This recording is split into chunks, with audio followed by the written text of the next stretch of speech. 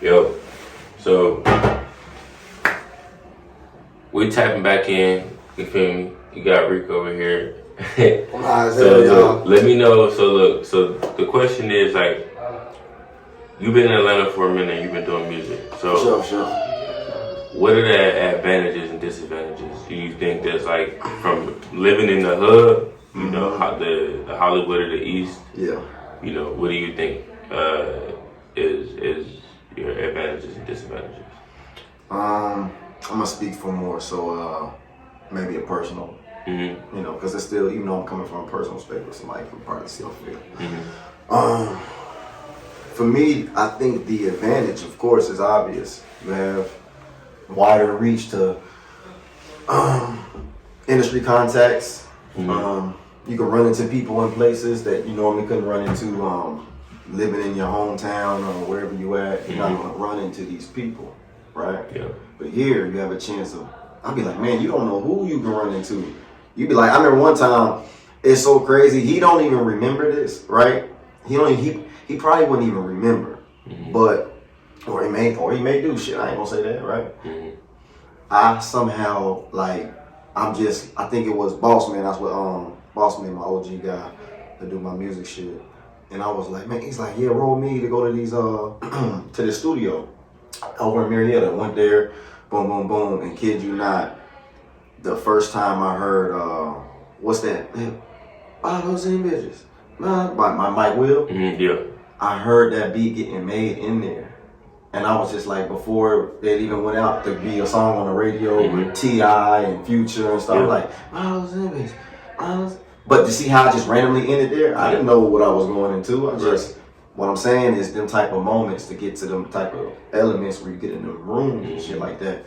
And you'd be like, damn. That's an advantage of being here, right? You can go to a fucking Starbucks and be sitting at your computer and looking at shit, and next thing you know, I don't know, it could be a Steve Stout or somebody that Walking this shit out. fucking this bitch, and you just Fucking this shit out. now. I'm not saying like you're not gonna strike on every time you see somebody, but it's just the opportunity to even put yourself in that community of people. But the disadvantage, I think the disadvantage is sometimes.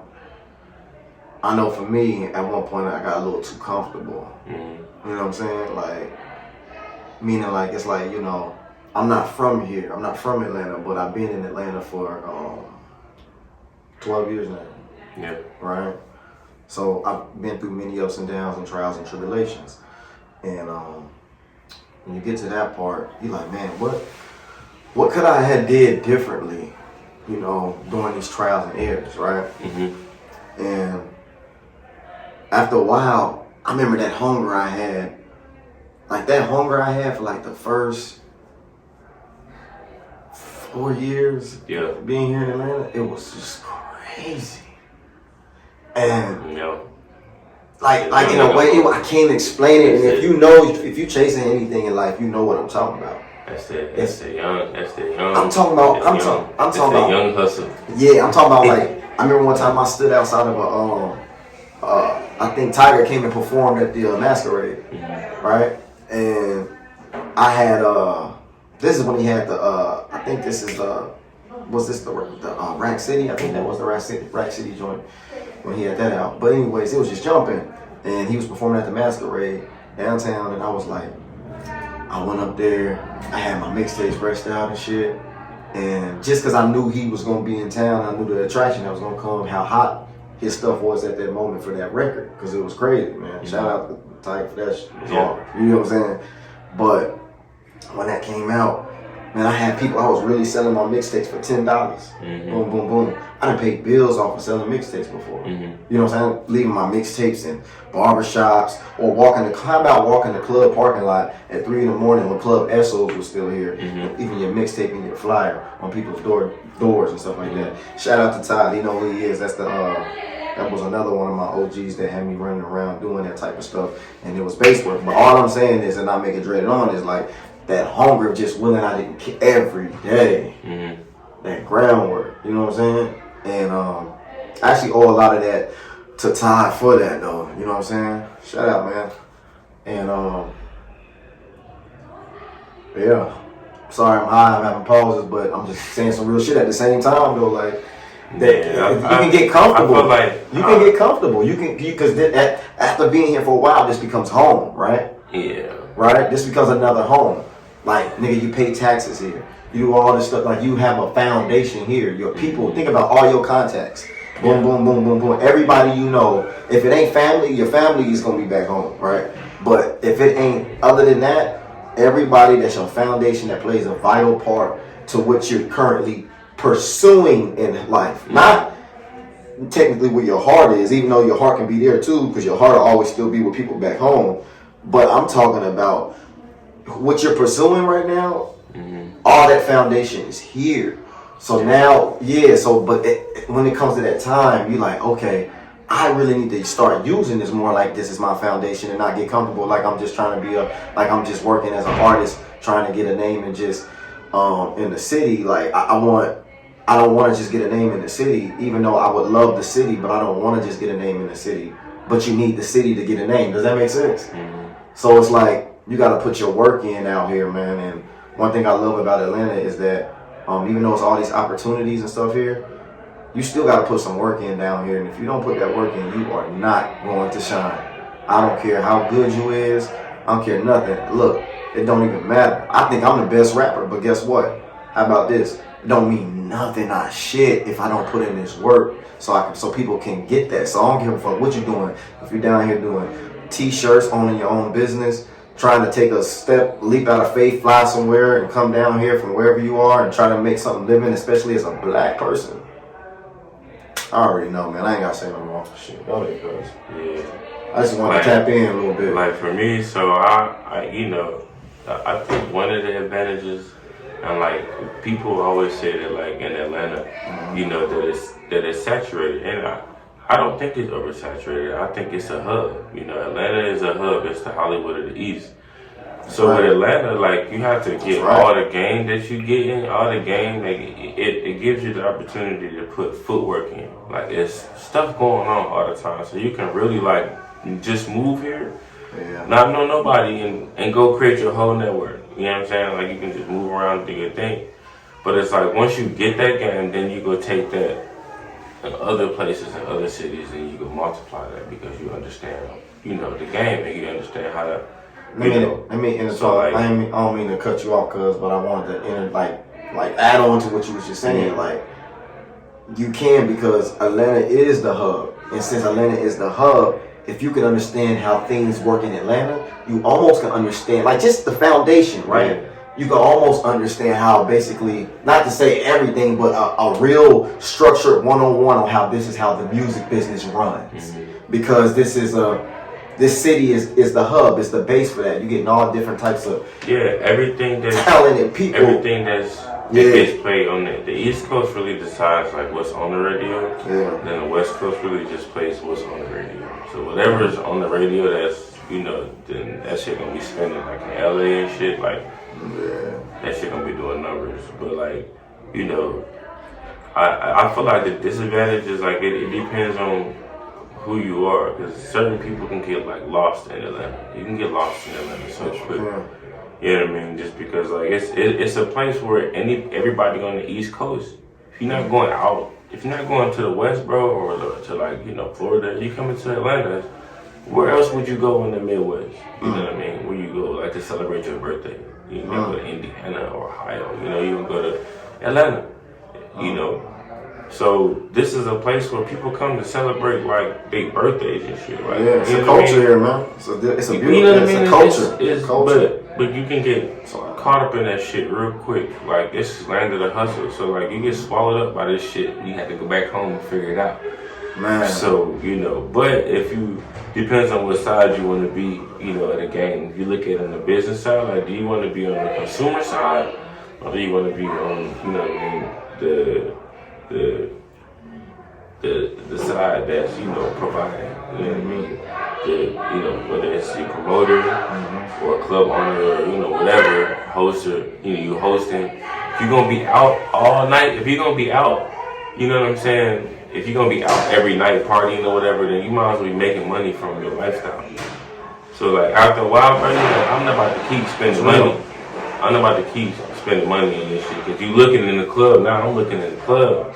I'm like, damn. Like, I know they door going. They door doing numbers. That bitch busting.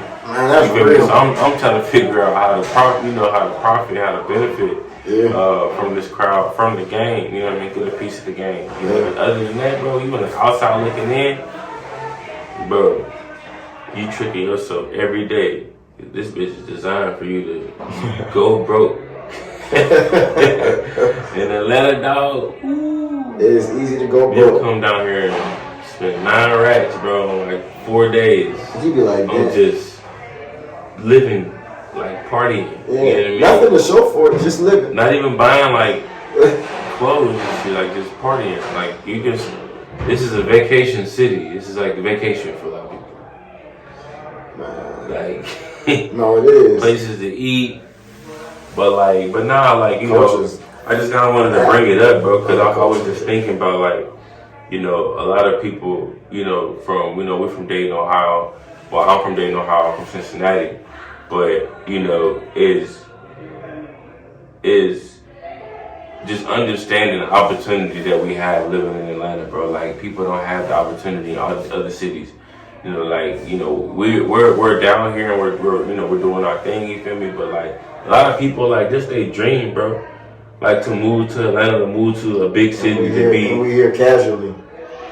You're not casually, not casually, but you know, like. But let me reframe that. Like we're not here that we're here casually. No, it's just you can't just look at everything. You know, it's a luxury. You know what I mean? Yeah, like, yeah. Because like for me, bro, I wouldn't live down here if I wasn't doing what I'm doing right now. Yeah, same here. I'm not about to move down here just to be in the mix or just to, you know what I mean? You know what's crazy? Like, you know what's crazy though? Cause I don't have to pay this rent and shit high as hell. This cost of living is high down here, bro. You saying some real shit because, you know, I remember, like, yeah, I'm like, yeah, this is the only reason I would be here, right? Mm-hmm. But then it's like, damn, then the time goes, right? Off instant, I'm thinking like, man, I would never like put myself in that position to where it's gonna cost me more money to make my dreams come true, right? Not my dreams, but I ain't gonna say my dreams, but you know what I mean, like my structure as far as like, you know, not getting in debt, having good credit, being able to afford ownership of housing and all of these ETC things, you know what I'm saying? Like all of that type of stuff. Like you wanna have that foundation, but when you come here, you gotta have a plan. I ain't gonna say don't overthink it, but you gotta have a plan. Don't listen. I tell people like this. I wouldn't even say a plan, bro. Don't wing it. It's really you can't be. Don't you come to Atlanta and wing it. What he's saying is that no freestyle hustling in Atlanta. Hell no. You be doing, bro. Listen, I don't give. Hey, ain't no freestyle hustling here, bro. They gonna fire your ass up. Listen, when you trying to get it out here, I tell you like this. Can't move too fast down here neither. The way, like you said, the way the living is, the lifestyle of it, it's the whole culture, right? You really, it can really do two things. Mm-hmm. At first, it's gonna make you go broke because you're not gonna know you're not used to it, right? But after a while, you start picking up game. Here you go, man. You know what? They get money here. I love it. Nah. I might have some trials, some little falls, but I'm tired of. You get at one point you get tired of saying, I can't figure. Something just clicks. You get tired of saying I can't figure out how to maintain over, like, you know what I'm saying, a certain lifestyle here, mm-hmm. like as far as like a financial rent and, you know what I'm saying, that comfort. But instead of being like damaged by it, you find a way to be inspired by it. And the way you get inspired by it is you be like, man, I see somebody. Casually, you at the light, you see somebody pull up in a Rari. Then you see a Bentley coupe come right after that. I done seen these things, and you be like, dang, and they black too, so it's beautiful. I be telling people. So I be like, man, look, come on, bro. That might make me want to go get more, cuz. Just from more. I don't look at that stuff like this. I'm trying to get more, man. We don't even get an opportunity to see that shit where we from. You know, we don't get the opportunity to see that. Where I'm from, Dayton, Ohio, bro, we don't got no damn exotic cars and stuff like that. So, you know, it is, you know, Atlanta does have the largest, you know, GDP, you know, in like one area. of black people, you know, in America. So, you know, black people are doing well here, and you get to see, you know, that your reality is, you know, broken. You know, like your reality glass is shattered, because you get a chance to see, like, you know, stuff that you would only see on TV. You know, that you know now it's a reality. And you know, when I used to work, remember I was a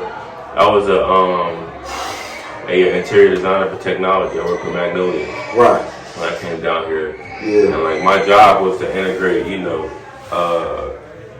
technology and you know into people's homes, you know, and you know building like data racks and all type of shit. But the purpose is that like, you know, all of our clients were wealthy as hell. So, you know, we would go into these $4 million homes and they would casually spend 70 racks, bro. You basically saw how casually money was getting on lights. Well, yeah. No, I just looked at it and I seen what rich looked like, and it's just ashy foot, dirty house, cat having regular ass people that are just financially literate. It's not like rich people aren't like this special person. They these regular stinking breath motherfuckers. I promise you. And I was looking like this nigga. I feel you, cuz bro. This estate, right, bro. You're like they smoking cigarettes in the house and shit. Like I'm like, bro, what? You know, but you know, it helped me realize like, you know, what I'm capable of. You know, like. You know, we live in America, brother. All that shit that we going through in America, we still get the opportunity to really make something of ourselves, bro. You know what I mean? To be anything we want, to shape our own reality, man. To open up a business, to do a nonprofit, to be a parent, a friend, be in politics. You know what the fuck you want in America, bro. So I be wanting people to just see that, you know what I mean? Like, yeah, we got problems as individuals, but it's bigger than us, bro. Way bigger than us. A lot of us, you know, look at our circumstances, you know what I mean? And it's, with this music shit, bro, like, it costs a lot of money, but it's like, you have to understand that, like, you have to be a businessman first. People, you're not gonna make no money off of, like, you're not gonna pay your bills off of streams, bro. Like, music is meant to echo out and to, like, bring attention to bring people to a destination, but once you bring them in with the music, you have to have a step 2. I was like, okay, now you have them here, your fans, but now what are they doing? You know, because you know, they're not just gonna be like, oh, like his music is just crazy hard. Like, you know, it's like who you are, what are you doing? Are you interested? How they gonna buy into the brand of who you are? Yeah. Are you interested? Like, do you relate to these people? You know, they have to have a deeper investment. So you know, a lot of people are just so focused on the music and how it sounds, but y'all need to focus on y'all look. You need to focus on your artist development. You need to focus on, you know, getting used to moving around in rooms. Some people aren't able to fill the room, you know. The room is how it's some stuff right there. You know what I mean? There's certain little things that you gotta. Well, trying to fill out the room, and with time comes experience. I give a discernment of like who you should be attached with, who you shouldn't be associated with. When you come in here, how do I speak? How do I talk? Because some people, you know, sometimes as writers, because we've all been guilty of this, right? Even me. So we so in our heads sometimes that sometimes we, you know, we're creators. So we're in our own head a lot. Every great creator is in their own head a lot, right? Mm-hmm. So, but sometimes that puts us in a space where we're not able to really express ourselves the way we need to in a verbal. Let's just say I'm in a room talking contracts, you know, with very, you know, with people, profitable people. Like I have to be, you know, the lingo has to come off a certain way, right? I have to have them trust what I can do as well. You know what I'm saying? If they're looking at me already as value and I'm looking at them as value, it's my job at that point not to drop the ball of my value, right? Yeah. Yeah, so I wanted to talk to you about as well, because he's a personal trainer. So like I always talk to people about like they want to know like how I juggle, you know what I mean? Like being a dad, being a father, being a boyfriend. Yeah, a lot of credit for me for that. You know, getting a higher education degree, you know, working 50 hours a week when I was working, you know what I mean? Like just getting in the studio, just kind of balancing, you know, everything. And like one of the things is like, you know, I always say like working out, man. Like working out is just like, you know, so important, man, because it's like working out is deep, because it's like nobody's telling you to go work out. Nobody's making you, like we're an adult. So it's like if you see people working out, then you know that they have some level of discipline. Oh man, that's all. And it's like everything is like once you can start having like little wins, small wins throughout the day, where you can get up in the morning and start lifting, and you make your bed, you clean up, you know what I mean? You are dictating your day, and then you have control of your, you know, the rest of your day. Oh God. You know, if you don't get up, and you know, if you get up, if you got kids, bro, you'll wake up, you know, literally, bro, and your kids are at the foot of your bed, like, I want some eggs, bacon, and shit. Like, I'm ready to get my day started. So you ain't even got time to just wake up, stretch, sit in the bed, look at the four walls, go take a shower, go make you a smoothie. Like, you don't have time for that. So if you don't prepare, if you don't have a plan, if you don't like literally have an itemized list, you writing down what you need to do. Like for me, I have like 4 different tabs in my reminders list. So I got like, you know, my clothing, I got like music, I got like this, and I share it with my manager, you know, my girl, you know, the life managers, you know, people that know what you have going on. Absolutely. And you know, it's helped me a lot, you know, and like I said, just being able to balance, you know, focus on the music and then focus on this. So, you know, you can kind of move ahead. You don't feel like life is coming at you so fast. Shout out to my manager too. Because no, for sure. Shout out to Tosh, bro. Tasha Love, man. Shout out to my manager, because I'm glad you said that, because I, you know, like I always tell people, like, you know, I'm not a person who's too good to say who contributed. You know what I'm saying? Because I'm not that type of person. I'm a team player. Everybody always say that, like they say. Listen, you're a fool if you think you can. You're a fool if you can think. You're a fool if you think that you can do all of this shit by yourself. You're a fool. And I'm here to tell you, you're a fool. Not to downplay. You may be able to do it for like a year or two, but you're gonna burn out. No, you're gonna burn out because it ain't gonna be the same. Like you gotta wear too many hats. And I'm a person like put like this, even with management, right? Which I was blessed with. You know, I didn't look for it. So, you know, thank you God. You know what I'm saying? Real shit. So you get in them positions and you be like, man, I was good at this, and I'm always gonna be hands-on to a degree with something. I'm still hands-on a lot of stuff. Yeah. But that little nick that I might have just went past my head, like, oh, I didn't think to do that, or I didn't think let me make sure that I didn't get back with the videographer about what date works best for the video shoot, or, you know, I forgot there's an event that I need to go to tap in with such and such, but I forgot, you know what I'm saying, little things that will fly over my head when I'm in my own world trying to create and just do my living. You know what I'm saying? So I just want to say, if you have the chance, if you get good representation, management or something like that, man, do not fuck that up. You hear me? Yeah, man. Don't fuck that up. But people have to have something to manage. Yeah. Everybody want a manager, but they ain't doing shit. You gotta have something for them to manage. You gotta have, as an artist, bro, a lot of people are like, yo, like my manager ain't doing this, they not doing that. But what are you not doing? But it's like, you have to give people something to manage, you know what I mean? So you gotta go get those records done.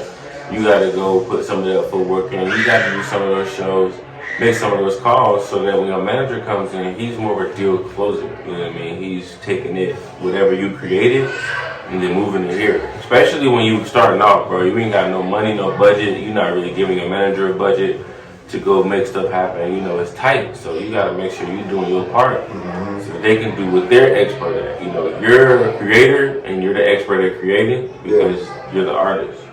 This is a fact, man. So you have to make sure you in the studio, you get better, you collaborate, and you create your own relationships, because you gotta have your own relationships in this game, bro. Like, people not just like, oh, like, he know everybody. Like, they gotta fuck with you. You know what I mean? So you gotta, ain't no way around it, bro. You gonna have to, you know what I'm saying? Absolutely. Move around, rub shoulders. People gotta wanna invite you to the room because they fuck with you as a person.